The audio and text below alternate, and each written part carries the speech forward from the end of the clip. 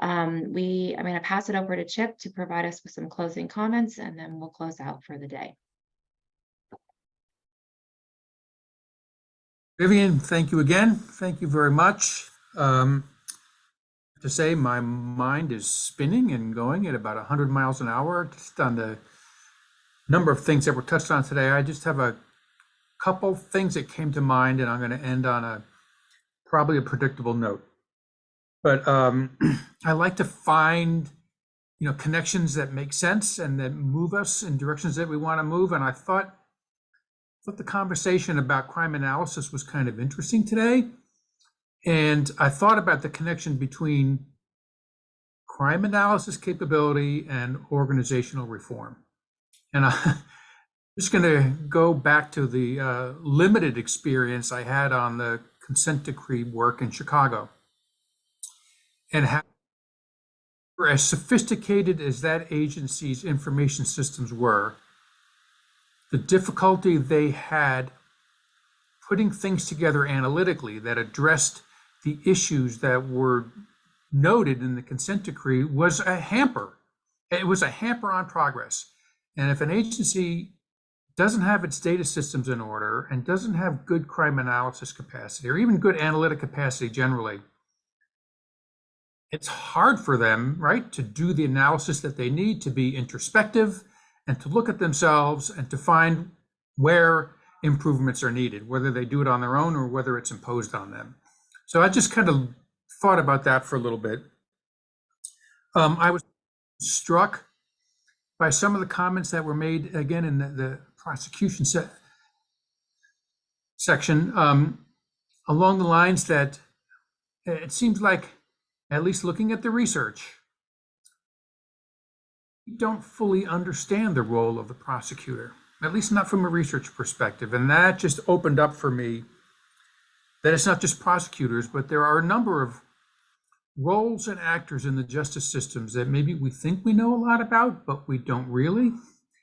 And that we should spend some time and some energy and some resources digging deep into those things and understanding them better. I'm going to come back to my notion about the 911 professionals in a minute, but that came to mind as well. There are people doing hard work in our system every day, very meaningful, very dedicated, very intelligent people, and their roles are not really well understood, which is interesting to me. The third thing I'm going to mention, and a thought that came to my mind, was back to crime analysis, actually, the conversation around artificial intelligence and crime analysis.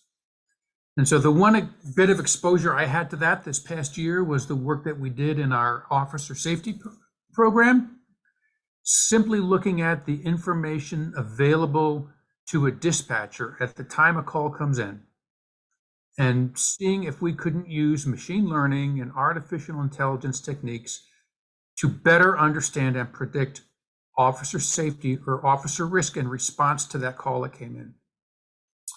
And boy, number one, I think we found out that those analytic techniques can offer a lot to the analysis work that we do. But boy, what a learning experience that was. Learning about information systems, learning about how people react to information, learning about what the information tells us about the relationships between people working in the system. It was just, for as long as I've been in the business, it was a real eye-opener to me. And I hope that we find more ways to do that kind of work. It opens up a lot of concerns. We talked about privacy concerns today, and people generally in the public and in the political realm are skittish about artificial intelligence and about these analytic techniques that have this kind of black box nature about them. But I hope that we find ways to push the field that way. It was very illuminating to me.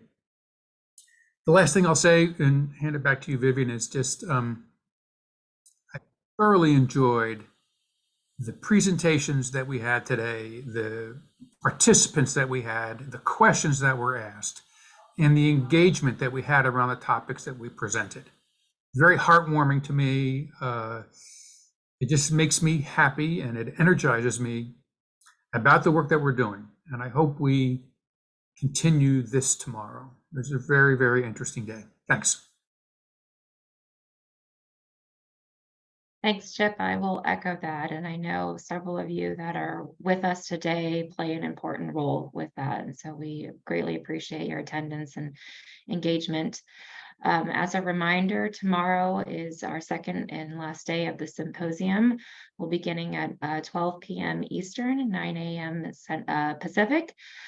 We will first hear from Director Nancy Levine from the National Institute of Justice for our keynote, and then we'll have presentations on community relations and the future of the justice system from our Project on American Justice team members. So thank you everyone for participating today. If you have follow-up questions, our final slide here that we have for you is direct contact information for Chip and myself, and we can help direct questions to those speakers and others that you may be interested in connecting with. And please do fill out the feedback form if you can take a moment. We greatly appreciate your feedback. So with that, thank you. We hope you all have a good and safe rest of your day, and we look forward to seeing you tomorrow. Thank you, everyone.